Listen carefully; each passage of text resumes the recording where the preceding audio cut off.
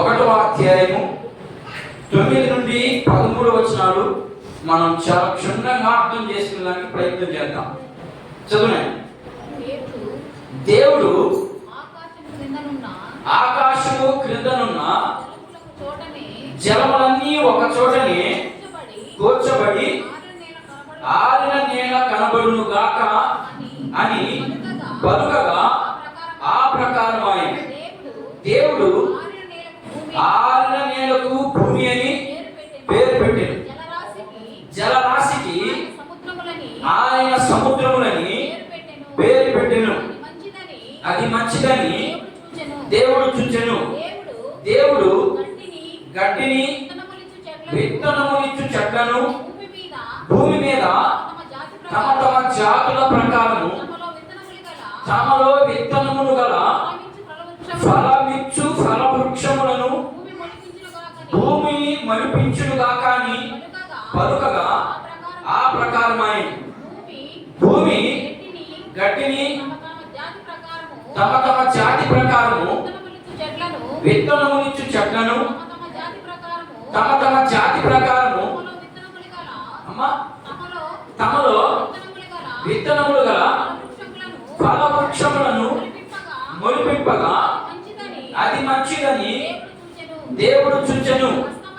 అస్తమయమును ఉదయమును కలుగగా 3వ దినమాయెను. చిన్న ప్రార్థన చేద్దాం. పరిశుద్ధుడా ప్రేమ కలిగిన తండ్రి, నీకు వందనాలు ప్రభువా. చదవబడినటువంటి వాక్య భాగంలో నుంచి కొన్ని విషయాలు మీరు మాతో మాట్లాడటకు సిద్ధంగా ఉండగా ఆత్మతోనూ సత్యముతోనూ వీళ్ళందరూ కలిసి నేను ఆరాధించాం ఇంతవరకు దాకా ప్రభువా.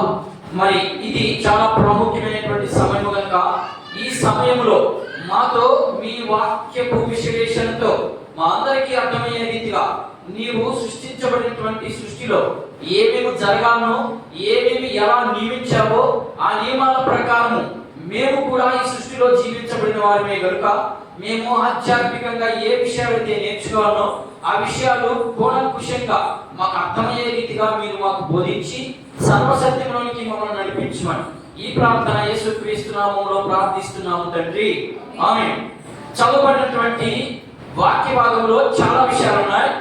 నేను ముందుగా వాక్య భాగంలోనికి వెళ్ళక ముందు ఒక మాట చెప్పి నేను ముందుకు వెళ్తాను. ఏంటంటే ఈ భూమిని ఆకాశమును లేదా ఈ సర్వ సృష్టిలో దేవుడు ఒక్కొక్క దాన్ని అంటే ముందుగా ఆకాశమును, తర్వాత జలాలను, తర్వాత భూమిని, తర్వాత చెట్లను, తర్వాత పక్షులను, తర్వాత జంతువులను, తర్వాతే మనుషులను తయారు చేశాడు. జాగ్రత్తగా అర్థం చేసుకున్నాను, ప్రయత్నం చేయండి. అన్నీ కూడా వాటి వాటి పని ఖచ్చితంగా నెరవేరుస్తూ ఉన్నాయి. నేను అందులో నీకు కొన్ని ఉదాహరణలు చూపిస్తాను. ఈరోజు 3వ రోజు ఏం జరిగింది అనే విషయాలతో నేను మీకు కొద్దిగా నేర్పించడానికి, మనం దాంట్లో నుంచి ఏమి నేర్చుకోవాలి ఆధ్యాత్మికంగా అనేది కూడా మనం నేర్చుకునేదానికి ప్రయత్నం చేద్దాం. అయితే మనుషుడు మాత్రము లోపడలేదు. కారణం ఏంటయ్యా అంటే ఆయనలో ఉన్నటువంటి ప్రేమ, ఆయనలో ఉన్నటువంటి సాత్వికమైనటువంటి గుణం. ఈ 2 విషయాల్లో మనిషి దాన్ని ఈయన స్వాధీనంలో పెట్టుకున్నట్లుగా చేసుకుని దేవుడు మాటకి కానీ దేవుడు చెప్పినటువంటి కట్టుబాట్లు కానీ మీరి ఇష్టానుసారంగా బ్రతుకుతా ఉన్నాడు. కానీ ఈ భూమి మీద ఉన్నటువంటి సర్వ సృష్టిలో కూడా ఏది కూడా నియమము మీరలేదు. ఒక్క మనుషుడు మాత్రమే మీరాడు.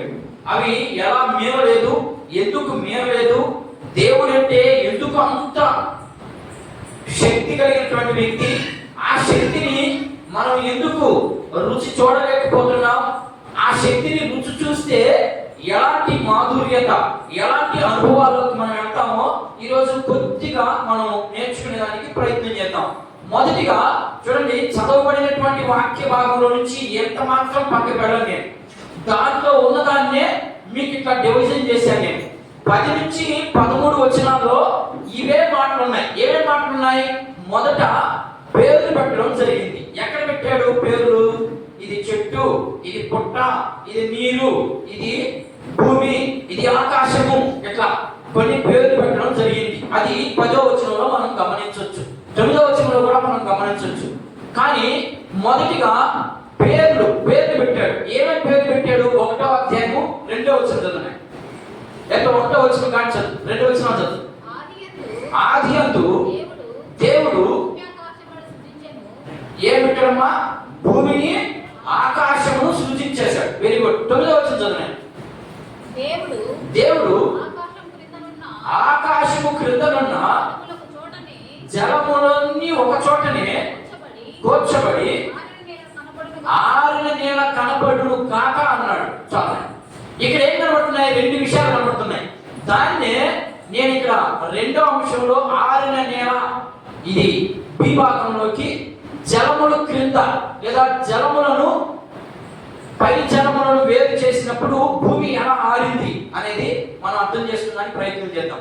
మొదటిగా పేర్లు పెట్టడం జరిగింది. ఇదంతా తెలిసిపోయింది, ఇది ఇక్కడ మీకు చెప్పాల్సిన అవసరం లేదు. పేర్లు పెట్టాడు. రెండోదిగా నీరుని భూమిని వేరు చేశాడు. ఇప్పుడు జాగ్రత్తగా పరిగణాన్ని, భూమి మీద నీళ్లతో నింపబడి ఉంది. 2వ వచనంలో కనబడుతుంది మనకి. చూడండి, 2వ వచనంలో కనబడుతున్నారు. చూద్దాం. భూమి నిరాకారముగాను శూన్యముగాను ఉండేది. చీకటి ఏం కనబడతా ఉంది అక్కడ? అగాధ జలములు. జలములు అంటే మొత్తము నీటితో నింపబడి ఉంది అని మనం అర్థం చేసుకోవాలి. ఈ 2వ పాయింట్ లో చాలా సింపుల్ గా అర్థం చేసుకోవడానికి తయారు చేస్తా ఉన్నాను నేను. ఇంకా ఇంకా ఇంకా ఇంకా మీరు ఇంకా సులువుగా నేర్చుకోవాలని ఇలా తయారు చేస్తా ఉన్నాను.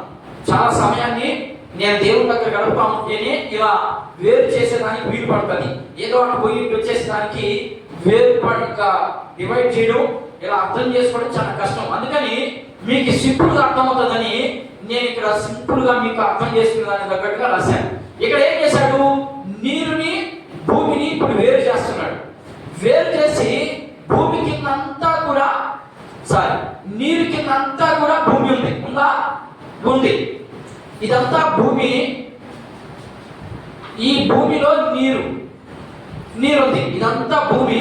ఆ భూమి మీద నీరుంది. ఇప్పుడు దేవుడు ఏం చేశాడు? దీన్ని వేరు చేశాడు.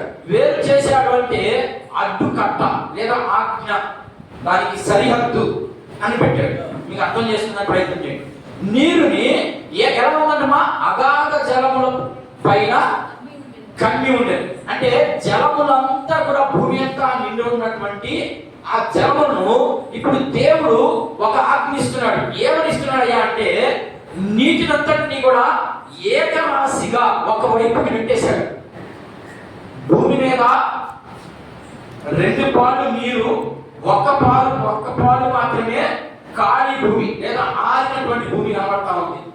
మీకు ఎలా కూడా నేను అర్థం చేసేదానికి, మీకు అర్థం అయ్యే రీతిగా నేను ప్రయత్నం చేస్తాను చెప్పేదానికి. ఇక్కడ ఏం చేశాడు? ఈ నీరునంతటినీ తీసి ఒకే వైపు, ఏదైనా ఒక వైపు నెట్టేసి దానికి సముద్రములు అని పేరు పెట్టాడు. అర్థమైందా? సముద్రములు అంటే నీరంతా ఒకవైపు ఉన్నప్పుడు మాత్రమే సముద్రము అవుతుంది, లేకపోతే సముద్రం అవ్వదు. ఇప్పుడు ఈ సముద్రానికి మరలా అయ్యి అక్కడే ఉండేదానికి ఒక సరిహద్దు లేదా పొలిమేర, ఆ భాషలో చెప్పాలంటే పొలిమేర చేయడం జరిగింది. అంటే నీటికి ఆజ్ఞాపించాడు దేవుడు. ఇదిగో నువ్వు అక్కడి నుంచి ఇంకా కదలకూడదు అన్నాడు. నీరేమన్నా కదులుతున్నాయా? ఎంత పెద్ద ఆలోచన దేవుడు పెట్టినటువంటి నియమం దాటుతుందా? దాన్ని మనం అర్థం చేసుకోవడానికి మీకు ఇంకొక క్రాస్ రెఫరెన్స్ చూపిస్తున్నాను. ఏంటి? మీరే చెప్పుకొని అంటున్నారు ఏం చేశాడని. ఎక్కడ పెట్టాడు సరిహద్దు? ఎక్కడ పెట్టాడు పొలిమేమని? ఎక్కడ నువ్వు ఏకరాశిగా ఉండు అని ఎక్కడ చెప్పాడు దేవుడు అని మీరు అడిగే ప్రశ్న మీరు వేసుకున్నట్లయితే మీకు అన్నిటికీ నేను జవాబు ఇస్తాను. మనం పాట పాడుకుంటాం. ఏం పాట పాడుకుంటామా? జలరాశులన్నీ ఏకరాశి అంటే జలరాశులన్నీ కూడా ఒక చోటే కూర్చబడడం జరిగింది. దీన్నే మనం ఏమని పేరు పెట్టుకున్నాం? సముద్రము అని పేరు పెట్టుకున్నాం. ఎక్కడుంది ఈ మాట? కొన్ని వచ్చినా మనం గమనించడానికి ప్రయత్నం చేద్దాం. ఇవి భూమి కింద ఉన్నటువంటి జలముల గురించి మాట్లాడుతున్నాం. అంటే నీటిని ఎలా వేరుపరిచాడు, భూమిని ఎలా వేరు చేశాడు అనే విషయాన్ని మనం తెలుసుకుంటాం. యోబు గ్రంథం చూద్దాం. యోబు భక్తుడు ఏం మాట్లాడుతున్నాడో కొన్ని విషయాలు నేను సింపుల్గా మీకు త్వరగానే అర్థమయ్యేటట్టుగా త్వరగానే ముగిస్తాను. నేను 3 విషయాలు మాత్రమే మనం నేర్పించి 4వ విషయంగా మనం ఏం నేర్చుకున్నాం అనేది చెప్పేసి నేను మానేస్తాను. చూద్దాం. యోబు గ్రంథము 26వ అధ్యాయం 10వ వచనాన్ని ఒకసారి గమనిద్దాం. కీర్తనలకు ముందు చూడండి. చదువు 2వ వచనం, 2వ భాగం, బి భాగం చదవాలి. 10వ అధ్యాయము 26వ అధ్యాయము 10వ వచనం చదువుమా. అమ్మా, వెలుగును చీకటును సరిహద్దుల వరకు ఏం చేశాడు? ఇప్పుడు జలాలకి అంటే నీరుకి హద్దు పెట్టాడు. ఇదిగో ఇక్కడికే ఉండాలి, ఇక్కడి నుంచి నువ్వు దాటకూడదు. అది హద్దు అంటే దాన్ని మన భాషలో ఏమనుకుంటాం? బైబిల్ భాషలో హద్దు పెట్టాడు అని అంటే మన భాషలో, మన బైబిల్ భాషలో ఏమని పెట్టుకోవాలి? దాన్ని ఆజ్ఞ. ఆజ్ఞించాడు, నీటికి ఆజ్ఞించాడు. నీటికి ఆజ్ఞిస్తే నీటి ప్రవాహానికి ఏదైనా కొట్టేది. నీటి ప్రవాహం బయలుదేరింది అంటే అది ఏదైనా కూడా నిలవదు. అలాంటిది దేవుని మాటకి అవి లోబడి కట్టుబడి అనిగి ఉన్నాయి. అది ఎంత పెద్ద ఆలోచన సరే ఆ సమయానికి అంటే ఆ దరిద్రకి వస్తే అది మళ్ళా ఎక్కడికి వెళ్ళిపోతాం. అలాంటిది అంటే చూడండి, మన దేవుడికి ఎంత శక్తి కలిగినటువంటి దేవుడు, ఆయన మాటల్లో ఎంత శక్తి ఉంది. కానీ మనిషికి 24 అవర్స్ దేవుని వాక్యం అందుబాటులో ఉంది. దేవుని వాక్యము 24 అవర్స్ అందుబాటులో ఉంది. కానీ వాక్యాన్ని వింటున్నటువంటి మనము, వాక్యాన్ని చదువుతున్నటువంటి మనము దేవుని మాటకి మనం లోబడడం లేదు. కారణం ఏంటయ్యా అంటే ఆయన ఉన్నటువంటి ప్రేమను మాత్రమే తీసుకుంటున్నాం, కానీ ఆయన ఉగ్ర రూపాన్ని లేదా రాబో ఆ యొక్క ఛాయని మనం గ్రహించలేకున్నాం. సంఘం కానీ విశ్వాసులు కానీ ఈ లోకంలో ఉన్నటువంటి ప్రజలందరూ కూడా దేవుని యొక్క రాకడ ఉందా అనేది అనుమానంతో ఉన్నారు. జనాలు అనుమానంతోనే బ్రతికేస్తా ఉన్నారు, అనుమానంతోనే కోరికలు తీర్చేసుకుంటారు. ఏం లేదు, దేవుని మాట ఎంత సత్యమో, నేను వస్తాను అన్నది ఎంత సత్యమో అది ఖచ్చితంగా వచ్చి నెరవేర్చేది కూడా అంతే సత్యం. ఇంకొక మాట కూడా చూద్దాం. ఆయన సామెతల గ్రంథం యోబు ఒకటే చెప్పాడా? బైబిల్ మొత్తంలో యేసు ప్రభువే చెప్పాడు కదా 2-3 సాక్ష్యాలు ఉండాలని. అలా సాక్ష్యం లేకపోతే అదంతా వృత్తినేనని మీరు అనుకుంటారని నేను చాలా రెఫరెన్స్ చూపిస్తా ఉన్నాను. చూద్దాం. సామెతల గ్రంథము 8వ అధ్యాయం 27 నుంచి ఒకసారి మనం గమనిద్దాం. సామెతల గ్రంథము 8వ అధ్యాయం 27వ వచనం కానీ చదువునైనా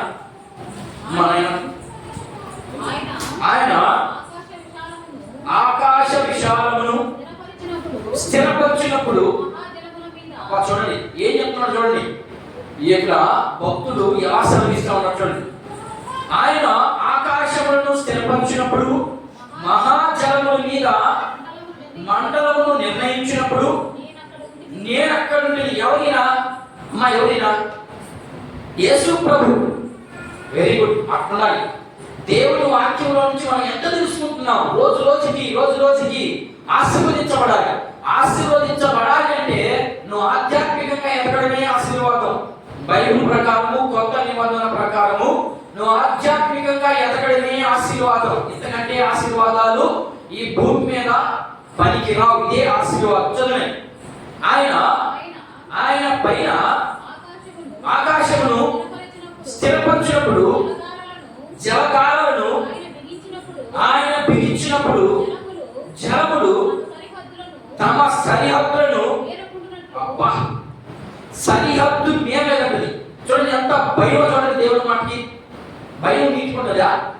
మనిషికే లేదు, ఇంటికి ఆయన భయం.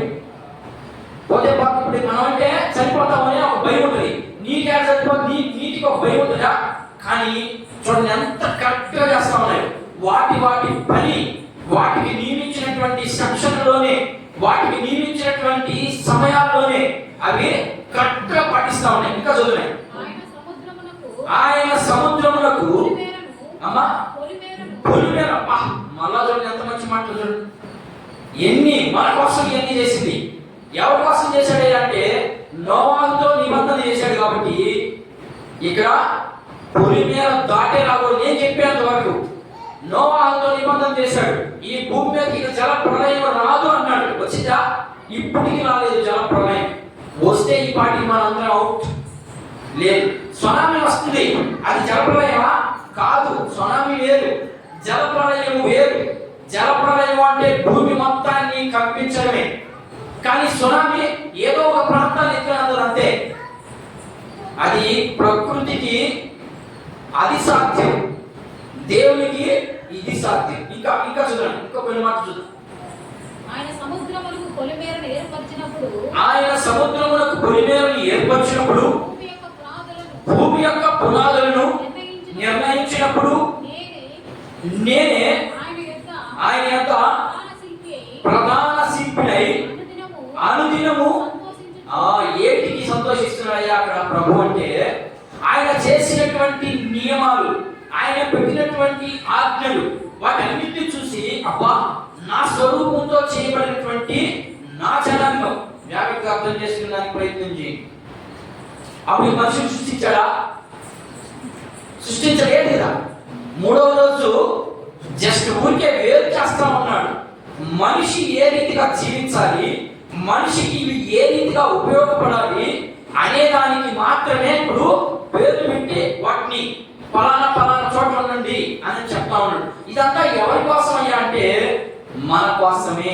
అంత నా పోలికతో చేయబడినటువంటి నా స్వరూపంతో ఉన్నటువంటి బిడ్డలు ఏ రీతిగా ఈ భూమి మీద జీవించాలి, ఏ రీతిగా ఈ భూమిని ఏలాలి అనే ముఖ్య ఉద్దేశం కలిగి ఆ ఉద్దేశాలతోనే ప్రభువు మన కోసం ఇవన్నీ కూడా స్థిరపరుస్తా ఉన్నాడు. వీటన్నిటిని కూడా ఎక్కడ ఉండాలో అక్కడ నియమిస్తా ఉన్నాడు. ఆ నియమానికి ఇవి ఏవి కూడా కుడికి కానీ ఎడమకు కానీ తొలగలేదు. మనం అర్థం చేసుకున్నట్లయితే యెహోషువతో కూడా చెప్పాడు ఈ మాట. యెహోషువ, మోషే చనిపోయాడని నువ్వే భయపడద్దు, నేను ఇచ్చినటువంటి ధర్మశాస్త్రానికి కుడికి కానీ ఎడమకు కానీ తొట్టిల్లక నేను నీకు ఏవైతే రాసి ధర్మశాస్త్రాన్ని ఇచ్చాడో ఆ ధర్మశాస్త్రాన్ని కంటిన్యూషన్ చేసుకుంటావో నీకు నేను తోడుంటాను, నీకు ఎక్కడ అపజయం రాదు అన్నాడు. ఎక్కడ అపజయం వచ్చిందా యెహోషువకి? యెహోషువ చేసిన యుద్ధంలో ఎక్కడ కూడా అపజయం రాలేదు, కానీ ఒక చోట మాత్రం వచ్చింది. ఆ ఒక చోట రావడానికి కారణం ఆ గుంపులో ఉన్నటువంటి ఒక వ్యక్తి, యెహోషువ మాత్రం కాదు. యెహోషువకి ఏ రీతిగా వాగ్దానం చేశాడో అదే రీతిగానే వాగ్దానాన్ని సమకూర్చాడు దేవుడు. ఇప్పుడు నీతో నాతో ఒక వాగ్దానం చేశాడు దేవుడు. ఏమని వాగ్దానం చేశాడయ్యా అంటే, మీరు నా యొద్దకు వచ్చి నా మాటలు విని నన్ను అంగీకరించి నేను చెప్పినట్టుగా మీరు చేస్తే పరలోక రాజ్యంలో మీరు ఎలా ఉంటారంట? అధికారులుగాను, రాజులుగాను, యాజక సమూహంగా ఉంటారని చెప్పాడు. ఎంత గొప్ప బిరుదు ఇస్తా ఉన్నాడు చూడండి మనకి. ఇలాంటి ఉన్నతమైనటువంటి భాగ్యాన్ని మనం ఎలా పారేసుకున్నామయ్యా, ఎలా వదిలేసుకుంటున్నామయ్యా అంటే కేవలము స్వార్థం అనే ఈ లోకంలో మనం అన్నింటినీ కూడా తృణీకరించుకొని అన్నింటినీ పాగొట్టేసుకోవడం జరుగుతాం. నా యెర్మీయా గ్రంథం ఇంకొక మాట కూడా చూద్దాం. చాలా మంది ఒక్కొక్క భక్తులు ఒక్కొక్క రీతిగా మాట్లాడిన మాటలు నేను మీకు చూపిస్తా ఉన్నాను. చూడండి, యెర్మీయా గ్రంథము 5వ అధ్యాయం 22వ వాక్యాన్ని ఒకసారి గమనిద్దాం. సముద్రము ఏంటంటే సముద్రము దాటలేకున్నట్లును దాని తరంగము ఎంత పొర్లినను అవి నవలలేకయు ఎంత ఘోషించినా దాని దాటలేకున్నట్లు నిత్య నిర్ణయము చేత దానికి ఇసుకను సరిహద్దుగా నియమించి నాకు చూడండి ఏం చెప్తున్నాడంటే, ఇది అక్కడ ఉన్నటువంటి ప్రజలతో యెర్మీయా ద్వారా యెర్మీయా వయసు అన్నప్పుడు ఆ సమయంలో యెర్మీయాని ఎన్ని సంవత్సరాలు పిలిచాడు దేవుడు? 12 సంవత్సరాలు పిలిచాడు. 12 సంవత్సరాలు పిలిస్తే యెర్మీయా ఏమంటాడంటే, అయ్యా నేను చిన్న బుడ్డోడిని, నా మాటలు వినరయ్యా వాళ్ళు నీ ప్రజలు సామాన్యులుగా. ఎందుకంటే ఆల్రెడీ నీవు ఐగుప్తు నుంచి తీసుకొచ్చేటప్పుడు అనేక మందిని చాలా మంది నాయకులు వచ్చారు, వారినే తృణీకరించారు. ఇక నేను పుట్టోడిని, నేను చెప్పే మాటలు చెప్తే వింటారా అని ప్రశ్న వేశాడు దేవుడికి. దేవుడు ఏం చెప్తున్నాడంటే, నేను నీ నోటికి తోడే ఉంటాను, విన్నోళ్ళు వినని వాళ్ళు కాదు, వినిన వాళ్ళు ఆశీర్వదించబడతారు, వినని వాళ్ళు ఇక వాళ్ళ గురించి మనం చెప్పాల్సిన అవసరం లేదు. విన్న వాళ్ళు ఏమైపోతారో మనకు తెలుసు, దేవునికి వ్యతిరేకంగా ఉన్న వాళ్ళు ఏమైపోతారో కూడా మనకు తెలుసు. ఇంకా చివరి మాట్లాడండి, ఇవన్నీ చూసి దేవుడు చాలా సంతోషపడుతున్నాడు. చూద్దాం యోబు గ్రంథం. మళ్ళా యోబు గ్రంథానికి వచ్చి యేసు ప్రభు మాట మాట్లాడుతూ ఉన్నాడు. ఇక్కడ యోబుతో మాట్లాడుతున్నాడు. అది ఇద్దరికి సంభాషణ, ఎలుహు అనే వ్యక్తితోనూ. చూద్దాం, నేను ఒకసారి ఆ అధ్యాయం 38వ అధ్యాయం. ఇక్కడ వాళ్ళిద్దరికి సంభాషణ జరుగుతా ఉంది. ఎవరికి? యోబు యొక్క శిష్యుడికి, తర్వాత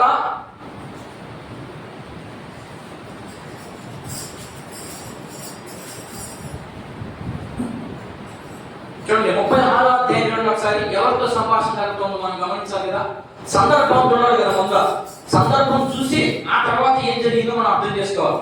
ఇక్కడ ఏమన్నా చూడైనా, మరియు ఎలుహు ఇంకా ఇట్లా నేను కొంతసేపు నన్ను ఓర్చుకొని. ఎవరు చెప్తున్నాడు? ఎలుహుతో యోబు మాట్లాడుతున్నాడు. ఇప్పుడు ఎలుహు, నువ్వు మాట్లాడిన ఆపిక నా కొంత సమయాన్ని నేను నా దేవుని యొక్క నిజ స్వరూపాన్ని చూపిస్తానని ఇప్పుడు మాట్లాడతా 38వ అధ్యాయం. 38వ అధ్యాయానికి వచ్చి అంటే ఏం మాట్లాడుతున్నాడు యేసు ప్రభు యోబుతో మాట్లాడుతున్నటువంటి మాటలు. యోబు ఇప్పుడు మామూలుకి సమాధానం ఇస్తాం చూడండి. అప్పుడు యెహోవా సుడిగాలిలో నుండి ఈలాగున యోబునకు ప్రత్యక్షమించాడు. జ్ఞానము లేని మాటలు చెప్పి ఆలోచనను అద్దుకో. ఏం చెప్పాడు? యోబు దగ్గరకు వచ్చాడు. యోబా, నువ్వు చేసినంత తప్పు కాబట్టి నీ దగ్గరికి దేవుడు దండన వచ్చింది అనే సంభాషణలో ఉన్నారు. ముగ్గురు స్నేహితులు ఉన్నారు ఆయనకి. యోబుకి ముగ్గురు స్నేహితులు ఉన్నారు. ముగ్గురు స్నేహితుల్లో ఈయన ఒక ఆయన. ఎవరైనా? ఎలుహు. ఈయన వేరే వేరే మాటలు మాట్లాడుతున్నాడు. వేరే వేరే మాటలు మాట్లాడేటప్పుడు విశ్వాసంలో ఉన్నటువంటి వ్యక్తి క్షీణించిపోతాడు. దాన్ని అర్థం చేసుకోవడానికి బైబిల్ పరంగా కాకుండా లోకపరంగా ఒక ఉదాహరణ ఇస్తాను మీకు. ఎవరికైనా ఒక వ్యక్తికి శ్రమ వచ్చింది లేదా ఒక జబ్బు వచ్చింది. జబ్బు వచ్చినప్పుడు ఏం చేయాలమ్మా? దగ్గరికి వెళ్ళి నువ్వు పోతావు అంటే ఇంకా తొందరగా పోతాడు. పోతాడు నువ్వు పోతావు అని చెప్పకూడదు మనం. అలా నిరుత్సాహపరచండి. ఎలుహు అక్కడికి పోయి యోబు దగ్గరికి పోయి పోతావు అన్నవాడికి ఏం కాదు, ప్రభు ఉన్నాడు, ప్రార్థన చేద్దాం, ఖచ్చితంగా ఆయనకి అసాధ్యమైంది లేదు అని చెప్తే ఓ రాత్రికి పోల్చడానికి ఇంకొక 100 సంవత్సరాలు బతుకుతాడు. నువ్వు ఏం లేకుండా నువ్వు పోతావన్నా నీకు ఆ జబ్బంటా అని అంటే ఓ రాత్రి కాకపోతాడు, నువ్వు చెప్పగానే పోతాడు. మళ్ళీ ఇక్కడ పోతాను. అలాంటప్పుడు దేవుడు యేసు ప్రభు యోబుతో ఏం మాట్లాడుతున్నాడంటే, యోబు ఇలాంటి ప్రశ్న చదువు చదువు జ్ఞానం లేని మాటలు చెప్పి ఆలోచన చెలుపుతున్న వీడెవడు? ఎవడాడు? ఎలుహు ఎవరుంది? సైతాన్ గారు చొరబడి ఉన్నాడు. సైతాన్ గారు చొరబడి యేసు ప్రభువుని నమ్ముకున్నటువంటి బిడ్డని లేదా దేవుని మీద ఆధారపడినటువంటి బిడ్డని ఎలా లాగుతున్నాడు. ఇప్పుడు మిమ్మల్ని కూడా లాగుతా ఉండొచ్చు మీ ఇంట్లోకి. ఒక్కొక్కరిలో ఒక్కొక్క రీతిగా చొరబడతారు. ఒక్కొక్కరిలో ఒక్కొక్క రీతిగా చొరబడి ఒక్కొక్క రీతిగా మనిషిని ఇజ్జు పెట్టిస్తా ఉంటుంది. ఆ ఇజ్జులో మనం ఏం చేస్తాం? సహనాన్ని కోల్పోతాం. సహనాన్ని కోల్పోయినప్పుడు సహనానికి మించి మనిషి జీవించగలరా? జీవించలేడు. ఆ సహనము కావాలి అంటే ఖచ్చితంగా దేవునితో మనకి ఏమి ఉండాలా? సత్సంబంధాలు ఉండాలి. అప్పుడు మాత్రమే మనకు సమాధానం లేదా మనం ఆ తొందరపాటుని మనం అనగదొక్కునే దానికి అవకాశం ఉంటుంది. ఇప్పుడు చూడండి చదివే ఇంకా పౌరుషము తెచ్చుకొని నీవు నడుము బిగించుకును, నేను నీకు ప్రశ్న వేయను, నీవు నాకు దానిని తెలియజెప్పు. నేను భూమికి పునాదులు వేసినప్పుడు నీవెక్కడ ఉంటివి అంటే ఏం మాట్లాడుతున్నాయి ఇక్కడ యోబుతో? నేను ఈ భూమికి పునాది వేసినప్పుడు అసలు మనిషే లేడు కదా. అసలు అప్పుడు సూర్యుడు కూడా పుట్టలేదు. సూర్యుని కూడా తయారు చేయలేదు దేవుడు. అలాంటప్పుడే నేను భూమికి పునాది వేసినప్పుడు నువ్వు ఎక్కడ ఉన్నావు? నీకు వివేకము కలిగి ఉన్న చెప్పుము. నీకు తెలిసిన దాని పరిమాణమును నియమించిన వాడెవడు చెప్పుము. దాని మీద పరిమాణపు కొల వేసిన వాడెవడు చెప్పుము. దాని స్తంభముల పాదులు దేనితో కట్టబడినో చెప్పుము. ఉదయ నక్షత్రములు ఏకముగా కూడి పాడినప్పుడు దేవదూతలందరూ ఆనందించి జయధ్వని చేసినప్పుడు దాని మూలరాతిని తీసిన వాడేవాడు. చూడండి, ఇక్కడ ఒక మాట మీరు గమనించాలి. మీరు బాగా చదివినట్లయితే ఇక్కడ ఒక మాట కనబడతా ఉంది. ఏం కనబడతా ఉంది చూడండి ఒకసారి, మరలా ఒకసారి పరిశీలన చేయండి. ఉదయ నక్షత్రములు ఏకముగా కూడి పాడినప్పుడు. ఏమమ్మా ఉదయ నక్షత్రాలు కూడి పాట పాడతాయా? ఏంటి మీకు అర్థం లేని మాట? అర్థం లేని మాట, అర్థం లేని మాట ఇది. ఏకముగా కూడి ఏం చేస్తున్నాయంట? ఏమ్మా ఏం చేస్తున్నాయమ్మా? పాడుతున్నాయంట. నక్షత్రాలు పాడతాయమ్మా. మనం ఏమని అర్థం చేసుకోవాలా? అక్కడే రాసినట్టు చూడండి, ఉదయ నక్షత్రములు ఏకమై కూడి పాడినప్పుడు అని కింద ఇచ్చాడు దేవదూతలని అర్థం చేసుకోవాలి. మనం దేవదూతలు ఉన్నాయా? ఉన్నాయి. దేవదూతల్ని ముందు సృష్టించింది దేవుడు. ఆ దేవదూతలు ఆయన చేసినటువంటి ఆ క్రియేషన్ బట్టి, ఆయన నియమించినటువంటి నియమాన్ని బట్టి ఇవన్నీ ఆగాయి. కాబట్టి పగులు కలుగులు కాక అంటే సూర్యుడు కలుగులు కాక అంటే సూర్యుడు కలిగిపోయింది. 6 నెలలు కలుగులు కాక అంటే 6 నెలలు. వీటన్నిటిని చూసి అవి సంతోషపడుతున్నాయని అర్థం. అక్కడ యోగు ఏం మాట్లాడుతున్నాడంటే, నువ్వు వాడు చెప్పిన మాట వినవాకు. వివేకం ఇచ్చే మాటలు కాదు అవి, నిన్ను కృంగదీసే మాటలు. ఆ మాట వినొద్దు. నేను ఇవన్నీ చేశాను, ఇవన్నీ మీరు చూసుకుంటారండి అని చెప్పడం జరుగుతాం. ఇంకొక మాట చూద్దాం. 38:7 చూడాయన అదే అధ్యాయంలో చివరి భాగంలో ఎంత సంతోషంగా ఉన్నాడో చూద్దాం. దేవదూతలందరూ ఆనందించి జయధ్వనులు చేసినప్పుడు దాని మూలరాతిని వేసిన వాడు ఎవడు? సముద్రము దాని గర్భము నుండి పొర్లి రాగా తలుపుల చేత దానిని మూసిన వాడెవడు? నేను. మేఘమును దాని వస్త్రముగాను గాఢాంధకారముగాను దానికి పొందికొండగాను చేసినప్పుడు నీవు ఇవా. చూడండి, అంటే దాని అర్థం ఏంటంటే, నేను పునాది వేయబడక మునిపే, నేను ఏ దాన్ని చెయ్యక మునిపే నీవు లేవు. నీవు లేనప్పుడు ఎవరి మాట అంటే వాళ్ళ మాట విని నీ యొక్క విశ్వాస పరిమాణాన్ని తగ్గించుకోవద్దు అని చెప్తున్నాడు. ఇది మొదటి మాట. ఏంటంట? భూమిని నీరుని వేరు చేయడానికి కారణం ఏంటంటే, ఇవి ఎక్కడ ఉండాలనో అక్కడ ఉండాలి. అందుకే పొలిమేరలు గీసి ఆ పొలిమేరల్లో నియమించాడు. ఇవి నియమింపబడ్డాయా? నియమింపబడలేదా? మీరు నాకు సమాధానం. నియమింపబడ్డాయి కాబట్టి అవి ఎంత ఆలోచన, ఎంత పెద్ద ఆలోచన, ఎంత తుఫాన్ వచ్చినా సముద్రము మాత్రము ముందుకి జరిగిరాదు. అంటే దేవుని మాటకి ఎంత శక్తి ఉందో మీరు ఊహించాలి. రెండవ పాయింట్ ఏంటమ్మా? క్రింద జన్మలను పై జన్మలను వేరు చేయగా. వేరు చేసినప్పుడు ఏమైంది? సముద్రాలన్నీ ఒక చోట, ఈ పాయింట్ కూడా దీంట్లో వచ్చేస్తుంది. సముద్రాలన్నీ కూడా ఒక చోటనే కూడబడ్డాయి. కూడబడినప్పుడు ఇప్పుడు మీకు అర్థమైనదానికి రెండో పాయింట్ గీస్తా ఉన్నాను చూడండి. ఇది రెండవది. క్రింద జలములను పై జలములను వేరు చేశాను. పైన ఉన్నాయా జలాలు? ఉన్నాయా లేవా? పైన ఉన్నాయా లేవా జలాలు? ఉంటే కదా వాన వస్తుంది. ఓకేనా? అవి పైన ఉన్న ఏదన్నా పెట్టినాడు దేవుడు, నీరుని పెట్టలేదు. ఏంటి దాన్ని ఇప్పుడు మీకు తెలుస్తాను. కింద ఉన్న జలములను, కింద ఏమున్నాయి? భూమి అంతా ఏముంది? నీరుంది. ఈ నీరుని ఏం చేశాడు? ఒక పక్కకి వైపు తట్టాడు. తట్టిన తర్వాత ఇదంతా ఎలాంటిది? ఇదంతా నీళ్లు ఉన్నాయి. ఈ నీళ్ళన్నింటినీ ఒక వైపు తీశాడు, ఒక వైపు పంపించాడు. ఇప్పుడు ఇది ఎలా ఉంటుంది? ఏమ్మా ఎలా ఉంటుంది చెప్పండి. నీళ్ళు ఈ ప్రాంతం అంతా ఉన్నాయమ్మా. ఈ ప్రాంతంలో ఉన్న నీళ్ళన్నింటినీ తీసి ఒక పక్కన నెట్టాడు.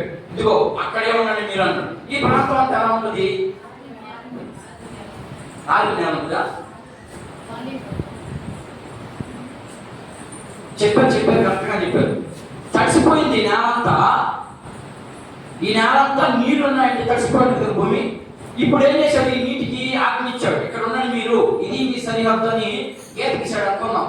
మనం అర్థం చేసుకున్నానికి మీరు అవునంటే గీత గీశాడా అనే మాటలు ఊరికే మనం అర్థం చేసుకున్నానికి ఇదిగో ఈ గీత దాటొద్దు అని చెప్పి పొలి మీద పెట్టాడు. బాగానే ఉంది. యువతకు వచ్చేసే మీరు ఈ నేల ఎలా ఉంటుంది అని అంటున్నాను నేను. ఈ నేల తడితో ఉంటుందా ఆరిపోయిందా? తడితోనే ఉంటుంది అంతే కదా. ఇప్పుడు ఉదాహరణకి విజయవాడలో మన ఎలా వచ్చింది, ఇంకా ఆగలేదు. ఇంచుమించు ఎన్ని రోజులు అయింది? 20 రోజులు పైన అయిపోయింది. అప్పుడు విజయవాడలో ఎలా వచ్చినప్పుడు సూర్యుడు ఉన్నాడా లేడా? సూర్యుడు ఉంటేనే త్వరగా ఆగలేదు. మరి ఇప్పుడు యేసు ప్రభు లేదా దేవుడు మాట ఇచ్చినప్పుడు సూర్యుడే తయారు కాలేదు. అయ్యారా? అవలేదు. 3వ రోజు సూర్యుడు తయారు అవ్వలేదు. సూర్యుడు తయారవ్వకుండానే ఆరిన నేల కలుగునుగా కంటే కలిపింది అంతే. ఎంత శక్తిమంతుడు ఆయన మాటలు ఎంత శక్తి ఉంది. మీకు ఉదాహరణకి అర్థమయ్యేదానికి ఇంకొక 2 ఉదాహరణలు ఇస్తాను. ఏంటంటే మత్తయి సువార్త 8వ అధ్యాయము 8వ వచనం ఒకసారి చూడండి. 8 చూడండి. మత్తయి సువార్త 8వ అధ్యాయం. దేవుని మాటకి ఎంత శక్తి ఉందో అనే దానికి మాత్రమే ఉదాహరణ ఇది. ఆ శతాధిపతి ప్రభువా, నీవు నా ఇంట్లోకి వచ్చుటకు నేను పాత్రున్నే కాను. నీవు మాట మాత్రము సెలవివు, అప్పుడు నా దాసుడు అక్కడ బాగుపడెను అన్నాడు. లూకాసు వార్త 7వ అధ్యాయం 7వ వచనం చూడండి. కొన్ని వచనాలు చూసి ఎలా ఆ ఇల్లు ఏ ఇంటి గురించి మాట్లాడుతున్నాడు ఆయన అనేది మనం అర్థం చేసుకుందాం. అందుచేత నీ వద్దకు వచ్చుటకు ఆ పాత్రుడని నేను ఎంచుకోలేదు. అయితే మాట మాత్రము సెలవివు, అప్పుడు ఈ 2 పాయింట్లు రాసింది ఒకే అంశం. ఇది ఒక గ్రంథకర్త ఏమో ఒక రీతిగా మాట్లాడాడు, అర్థం మాత్రం ఒకటే. ఇక్కడ ఈ గ్రంథకర్త ఎవరికి తెలిపించాలని రాశాడు? మొదటి గ్రంథకర్త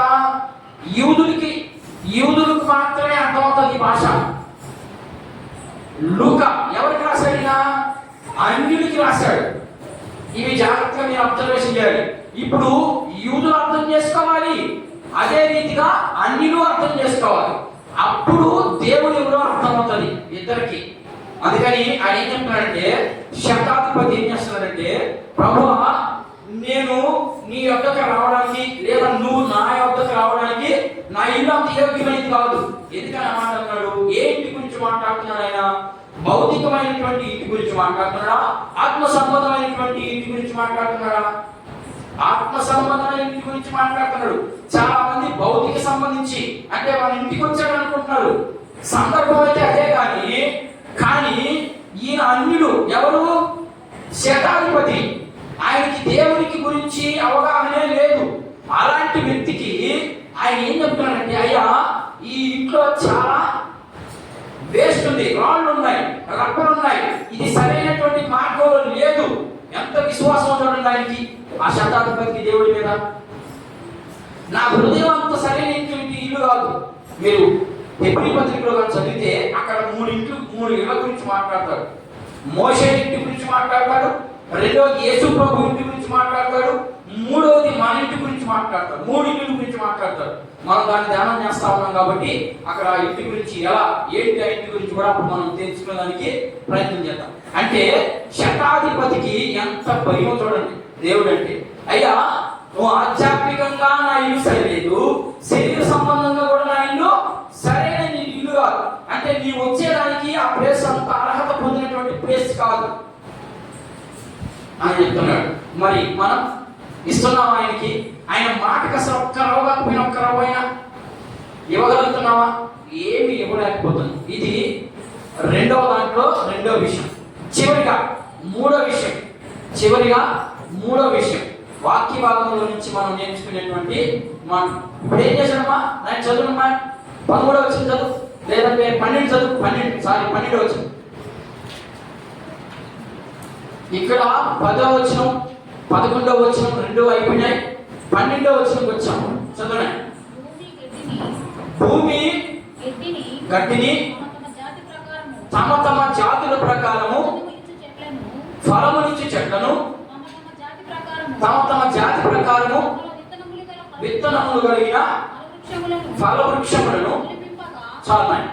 ఇక్కడ చాలా విషయాలు ఉన్నాయి. ఏమేమి కనబడతామమ్మా? గడ్డి. మా గడ్డిని చూడడానికి వెళ్తున్నాం. మనం వెళ్తున్నామా? గడ్డిని విత్తనాలు ఇచ్చే గడ్డి ఉంది, విత్తనాలు ఇవ్వనటువంటి గడ్డి ఉంది, వృక్షాన్ని లేదా విత్తనాలు ఇచ్చే చెట్టు ఉంది, విత్తనాలు ఇవ్వనట్టు చెట్టు ఉంది. అంటే 4 విషయాలు కనబడుతున్నాయి. గడ్డిలో 2 రకాలు కనబడుతున్నాయి. ఏంటది? విత్తనాలు కలిగినటువంటి, అంటే ఒకసారి తినేస్తే ఇక మళ్ళా గడ్డి పుట్టదు, ఉండదు, అయిపోద్ది. కసువు మనం ఏదో ఒక దగ్గర జంతువుల దగ్గర వేస్తే తినేస్తే ఇక మళ్ళీ ఆడ నుంచి వస్తుంది. అందుకని ఈ గడ్డిని 2 భాగాలుగా విడగొట్టాడు. విడగొట్టి గడ్డి మళ్ళా పుట్టే గడ్డి, అంటే విత్తనాలకు సంబంధించినటువంటి గడ్డి ఒకటి ఉంది. ఉందా? మీకు అందరికీ తెలుసు కదా, గడ్డి విత్తనాలు వేసే గడ్డి ఉంది. విత్తనాలు లేనటువంటి గడ్డి కూడా కలిగింది. ఇదంతా ఎందుకు చేశాడు? నేను సంతోషంగా ఉండాలి, వాటి పాలు తాగాలి, వాటి యొక్క దాంట్లో ఉన్నటువంటి విటమిన్లన్నీ కూడా. ఇప్పుడు గడ్డి ప్రాముఖ్యమైందా, భూమి ప్రాముఖ్యమైందా? ఇక్కడ భూమే ప్రాముఖ్యమైంది. విత్తనంలో ఏం లేదు. భూమి శక్తివంతంగా ఉంది దేవుడు చేసినప్పుడు. ఇప్పుడు చనిపోయింది భూమి. ఎందుకని? మానవుడు ఎప్పుడైతే పాపం చేశాడో, పాపం చేసినటువంటి మానవుడిని శపించకుండా దేవుడు ఎందుకని శపించలేదు? ఆయన పోలికతో చేసుకున్నాడు కాబట్టి ఆయన శపించకుండా నేలను శపించినట్టుగా వాక్యం మనతో మాట్లాడుతుంది. 3వ అధ్యాయంలో మనకు దొరుకుతుంది. దొరికిందా? దొరుకుతుందా? ఏదో చూపించాలి దాన్ని. చదువు, ఒకసారి చదువు మాట చదువు. 3వ అధ్యాయం ఉంది చూడండి. ఆదాము తప్పు చేయగా చదువు. ఎన్నో వచ్చిన చదువు మనకి చెప్పుమా. 3వ అధ్యాయము 1వ వచనమా? కాదు నాయన. 17వ వచనం చదువు. 17 కూడా కాదు, 18వ వచనం చదువు. 17 చదువుకుని అర్థమవుతుంది. ఆయన ఆదాముతో నీవు నీ భార్య మాట విని తినవద్దని నేను నీకు ఆజ్ఞాపించిన వృక్షములు తింటివి కనుక నీ నిమిత్తము, ఎవరి నిమిత్తము? నీవు చేసిన పాపం నిమిత్తము. ఇప్పుడు ఎవరిని శపించాడు? ఇక్కడ తప్పు చేసింది మానవుడు, శపించింది భూమిని. అందుకని అది శ్రేష్టమైనటువంటి ఫలాన్ని ఉంది. ఈరోజు సమృద్ధి అయినటువంటి పంటను ఇవ్వలేకపోవడానికి గల కారణం ఏంటంటే దేవుడు దాన్ని శపించాడు. ఏ పాత రోజుల్లో మీరు గమనిస్తే ఈ పిండి వేసేదే లేదంట. చెట్టు వేసామా పుష్కలంగా దానికి ఎరువు ఏదో ఒకటి వేసేసి పండిస్తున్నారు. కానీ ఈరోజు ఎరువు కూడా పనిచేయట్లేదు. అంటే నేల ఎంత చుట్టిపోతుందో చూడండి.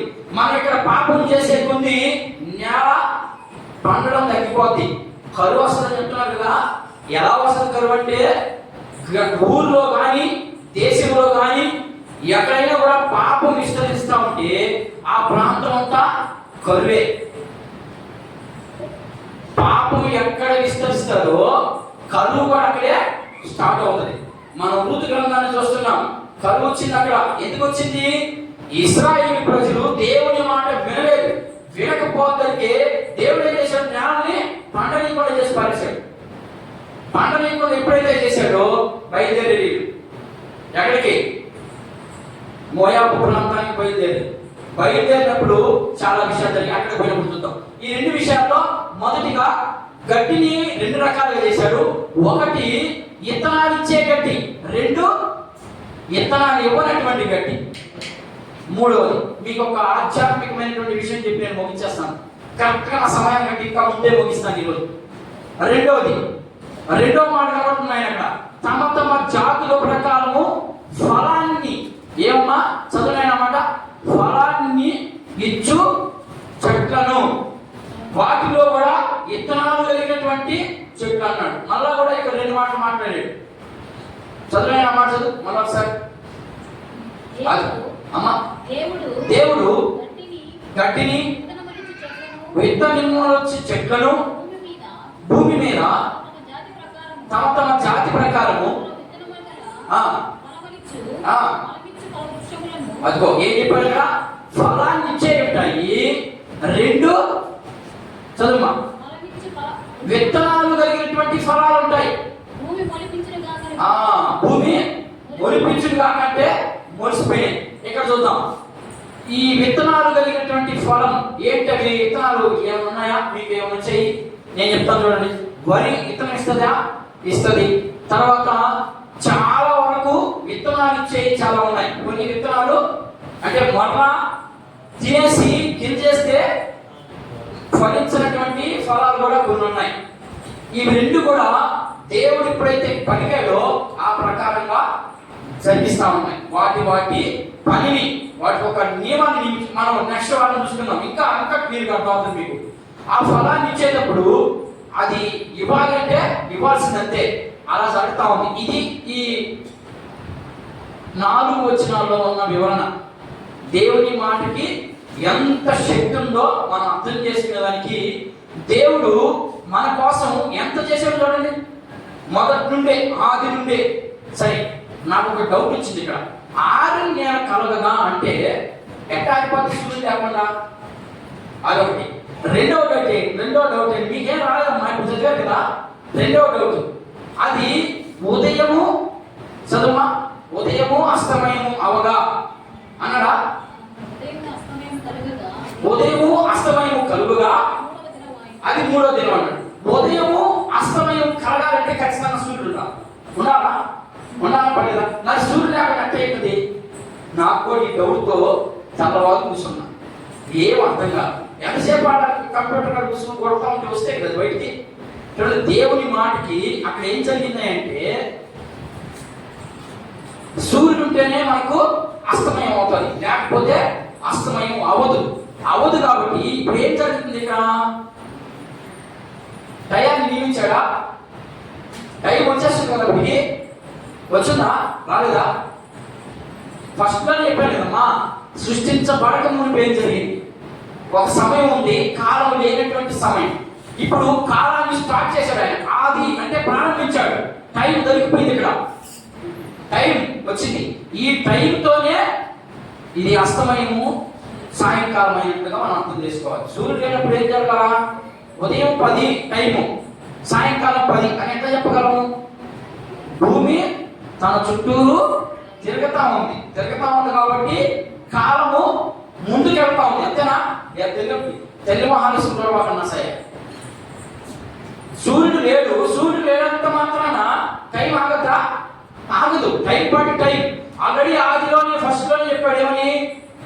ఆది అంటే ప్రారంభించాడు నేను కాలాన్ని అని అర్థం చేసుకోవాలి. మనం ప్రారంభించాడు కాబట్టి ఈ టైం కొనసాగింది కాబట్టి దానిని బట్టి దేవుడు అస్తమయము ఉదయము కలుగగా అని మనకు నియమించడం జరిగింది. ఇప్పుడు ఆధ్యాత్మికంగా మనం ఏమి నేర్చుకోవాలని చెప్పేసి మనం ముగించుకున్నాం. దేవుని మాట ప్రకారము ఒక పెద్ద చెట్టు ఉందమ్మా, ఒక పెద్ద చెట్టు ఉంది. దీనికి మంచిగా ఒక 2 ఫలాలు పండాయా. ఉదాహరణకి మన చర్చిలో మునగ చెట్టు ఉంది. మునగ చెట్టు బాగా కాసింది. కాపు కాసింది ఎందుకు చెట్టు? ఏమ్మా, మనం అర్థం చేసుకున్నాను చెప్తున్నాను నేను. ఉదాహరణ, బాగా ఫలం ఇచ్చినది, ఫలం ఇస్తా ఉంది. అది చూసుకొని ఏమో ఆనందిస్తుంది? ఏమానందిస్తుందా? లేకపోతే నాకు 10 మంది పిల్లకాయలు ఉన్నారు అనుకున్నాం. ఈ 10 మంది పిల్లకాయలు నాకు సంతోషమా దిగురా? సంతోషం. అట్లాగే చెట్టు బాగా ఫలాలు వదిలింది అంటే చెట్టుకి ఎంత సంతోషం, చాలా హ్యాపీగా ఉండదా? బాగా చెట్టుకి నేను బాగా కాపు కాసాను అనుకుంటుంది. ఇప్పుడు వేగం వెళ్ళింది దానికి, ఎడకే మనకి చెట్టు కాడికి టపాన్ని నరికేసింది దాన్ని. ఆ చెట్టుకి నోరుంటే వేపకు వస్తుంది తిరిగి. చూడండి, అంటే దీంట్లో నుంచి మనం ఏమి నేర్చుకోవాలి? అందుకు చెప్తున్నాను, నేను ఉదాహరణతో పోల్చి చెప్తున్నాను. ఆ చెట్టు పండు కోసేసినప్పుడు దానికే కానీ ప్రాణం ఉంది, దానికే కానీ నోరుంటే మనం అంత ఎవరు చేయగలమా? చేయలేదు. అంటే ఇప్పుడు ఎవరి మాటకి కట్టుబడి ఉంది? కొమ్మ నరికేసిన, ఆ పొట్టు కోసేసిన దేవుడు ఆయన ఉన్నాడు. ఆయన నాకు నియమించిన పద్ధతే ఇది, నేను ఫలాన్ని ఇవ్వాలి, అది ఆయన ప్రజలు తినాలంతే. ఇప్పుడు అది బాగుపడితే మనం బ్రతకగలమా? బ్రతకలేదు. మనం బ్రతికే దానికోసం దీన్ని చంపుతున్నాడు దేవుడు. ఎంత ప్రేమ ఉందో చూడండి మన దేవుడికి. మరి నీ మీద నా మీద అంత ప్రేమ ఉన్నప్పుడు మనం ఏమన్నా ఆయనకి ఏమన్నా ఒకటి కాకపోయినా ఒకటన్నా లోపడేటట్టున్నామా? దీంట్లో నుంచి మనం ఏమి నేర్చుకోవాలి? 3వ రోజు సృష్టిలో నుంచి ఆధ్యాత్మికంగా నేను క్రియారూపకంగా ఉండాలి. అర్థమైందా? క్రియారూపకం. దేవుడు క్రియలు లేని విశ్వాసం మృతం అన్నాడు. ఏ విషయంలో అన్నాడు? దేవుని విషయంలో ఖచ్చితంగా వాక్యాన్ని చదువుతున్నా నువ్వు, పాటలు పాడుతున్నా నువ్వు, దేవుని మందిరానికి వస్తున్నా నువ్వు, ప్రతిదానికి నువ్వు నేనే, నువ్వు నేను, నువ్వు నేను, నువ్వు నేను అట్లా అనుకుంటామండి. దేవునికి క్రియారూపకంగా ఒక సమయంలో కాకపోయినా ఒక సమయంలో లోపడుతున్నావా? మనం నేర్చుకోవాల్సినటువంటి పాఠం. ఆదికాండము 1వ అధ్యాయము 9వ వచనం నుంచి 13వ వచనంలో సృష్టి ప్రారంభంలో ఏం జరిగింది అనే దాంట్లో నుంచి దీంట్లో నుంచి కూడా నేర్చుకోవాల్సిన ఎంత పాఠం ఉందో చూడండి మనకి. ఇంకా రోజుకి వెళ్ళడం లేదు నేను, ఇంకా రోజుకి ఎత్తి ఇప్పటికే మీకు తిట్టమక అయిపోతుంది మీరు. నేను ఇంకా అప్పుడు పోతే అసలే వాటిలా చెప్తాను బయటికి. మీకు అంత మట్టుకన్నా అర్థమైతే ఇంకా ముందు రోజుల్లో ఇంకా లోతుకు పోయేదానికి అవకాశం ఉంది. ఇప్పుడు ఈ సృష్టిలో మనం నేర్చుకోవాల్సింది ఏమైనా ఉందా? అవన్నీ మన కోసం చేసాడు, అయిపోయింది అనుకొని వెళ్ళిపోతున్నారు ప్రజలు. లేదు, ఇవన్నీ ఎవరి కోసం చేశాడే అంటే దేవుడు తన స్వరూపంతో ఒక మనిషి చేసుకుంటాను, ఆ మనిషి నా మాట వింటాడు కాబట్టి ఆయనకి ఏది తక్కువ నేను చేయకూడదు అని చెప్పి అంతా సృష్టిస్తే మనిషి ఏం చేశాడు? దేవుణ్ణి తొలి దెబ్బతోనే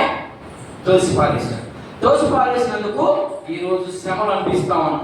కీర్తన 126లో ఒక మాట ఉంది, నీవు రేయి మొదటి జామునే చాలా పొద్దున్నగానే నువ్వు లేచి వెళ్ళిపోయి నీ పని చేసుకోవాలి తక్క. ఆ ఒక్క మాట చదువు, నేను ముగించేద్దాం.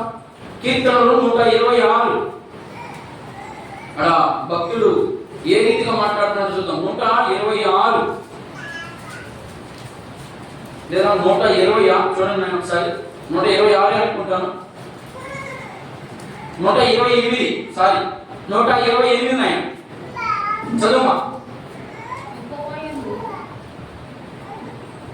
నాయన. 27 మా 27 రెండో వచ్చింది చదువు. 27:2 మీరు ఏ వేకునే లేచి చాలా రాత్రైన తరువాత పండుకొనుచు కష్టార్జితమైన ఆహారమును తినుట వ్యర్థమే. తన ప్రియుడు నిద్రించుచుండగా ఆయన వారికి ఇచ్చుచున్నాడు. నా ఇంకొక మాట చదువుదాం. 28:3 చూడండి. 28:3 కిందనే ఉంటున్నాయి. 28వ అధ్యాయం 28వ కీర్తన. నీ లోనిగా నీ భార్య ఫలించు ద్రాక్షావళి వలె ఉండును, నీ భోజనపు బల చుట్టూ నీ పిల్లలు ఒలీవ మొక్క వలె ఉందురు. యెహోవా యందు భయభక్తులు గలవారు ఇలాగో ఆశీర్వదించబడు. సియోనులో నుండి ఇంకా ఒక దగ్గర ఏముందంటే మీ ఆ కష్టార్జితమైనటువంటి ఆయన మొదటి వచ్చిన చూడండి, 28 మొదట్లోనే చూడండి. యెహోవా యందు భయభక్తులు కలిగి ఆయన త్రోవ యందు నడుచు వారందరూ ధన్యులు. నిశ్చయముగా నీవు నీ చేతులు కష్టార్జితం అనుభవించదు. నిశ్చయముగా నువ్వు ఎంత కష్టపడతావో ఆ కష్టపడిన దానంతటినీ కూడా నీవు మాత్రమే అనుభవిస్తావు, నీవు నీ పిల్లలు అనుభవిస్తారని దేవుడు వాక్యం సెలవిస్తాం. మనం అనుభవించగలుగుతున్నావా? దేవుడు ఇచ్చినటువంటి దాన్ని మనం అనుభవించగలుగుతున్నామా? అనుభవించగలగలేదా? ఒకసారి మనమే పరిశీలన చేసుకొని ఒక 2 మాటలు చూపిస్తాం చూడండి. ఆదికాండము 26వ అధ్యాయం 12వ వచనం చూడండి. ఆయన ఈ మాట చదివేసి మనం ముగించేసుకున్నాం. ఆదికాండము 26వ అధ్యాయం 12వ వాక్యం.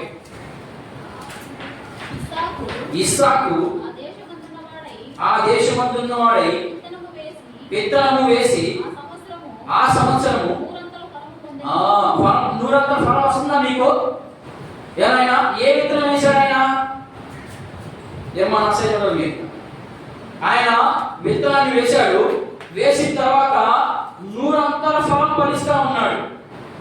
ఫలిస్తున్నాడా? మనం ఫలింపులోకి రావడం లేదు అంటే దాని వెనక చాలా బలమైన కారణాలు ఉంటాయి. రెండవదిగా 14వ అధ్యాయం 41వ అధ్యాయం అదే పుస్తకం ఆదికాండము 41వ అధ్యాయం ఆదికాండము 41వ అధ్యాయం 47వ వచనం చదువుదాం. సమృద్ధిగా పంట పండిన 7 సంవత్సరములలో భూమి ఏం చేసిందట? బహు విరివిగా పండిన. పండుతుందా? నా జీవితంలో అలాంటి సమృద్ధిని ఇప్పటికైనా రుచి చూసావా? కానీ ప్రభువు నమ్ముకొని సంవత్సరాలు గడిచిపోతా ఉన్నాయి. నేను ఏ పంట గురించి మాట్లాడుతున్నాను? ఇదైతే ఇశ్రాయేలు నుంచి ఇచ్చినటువంటి లేదా ఇస్సాకుకి ఇచ్చినటువంటి వాగ్దాన భూమిలో పండే పంట. నేను కూడా మీకు మంచి విత్తనాలు వేస్తా ఉన్నాను. యేసు ప్రభువు వేసినటువంటి విత్తనాలు వేస్తా ఉన్నాను. ఆ విత్తనాల్లో పంట వస్తుందా? పంట వస్తే మీరు దాన్ని కూర్చోగలుగుతున్నారా? అర్థం కావట్లేదు. నా వాక్యం మీకు అర్థమైనట్లేదు. అక్కడైతే ఇస్సాకు విత్తనం వేశాడు, అది ఏమైంది? నూరంతలుగా ఫలించింది. మరి నేను కూడా మీకు విత్తనాలు వేస్తున్నాను. ఆ విత్తనాలు కనీసం ఒకటికొకరు ఫలించినట్లు నాకు కనపడడం లేదు. కారణం ఏంటి? మన భూమిలో ఏమున్నాయి? హృదయం అనే భూమిలో ఏమున్నాయి? మా చెత్తగా ఉంది. అందుకని మన భూమి అభివృద్ధిలోకి రాలేకుంది. మన భూమి పుష్కలంగా పంటలు ఇయ్యలేకుంది. ఇయ్యలేకపోవడానికి గల కారణం ఏంటి? నీ మనసే నిన్ను చెడగొట్టి పారేస్తా ఉంది. ఇంకొక మాట చూద్దాం. కీర్తనకారుడు ఒక మాట అన్నాడు చూద్దాం. 67వ కీర్తన చివరి మాట నేను ముగిస్తాను.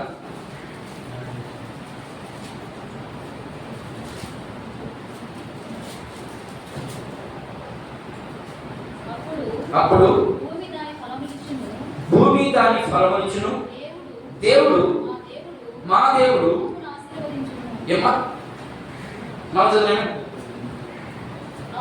అప్పుడు భూమి దాని ఫలమునిచ్చును, దేవుడు మా దేవుడు మమ్మల్ని ఆశీర్వదిస్తాడు.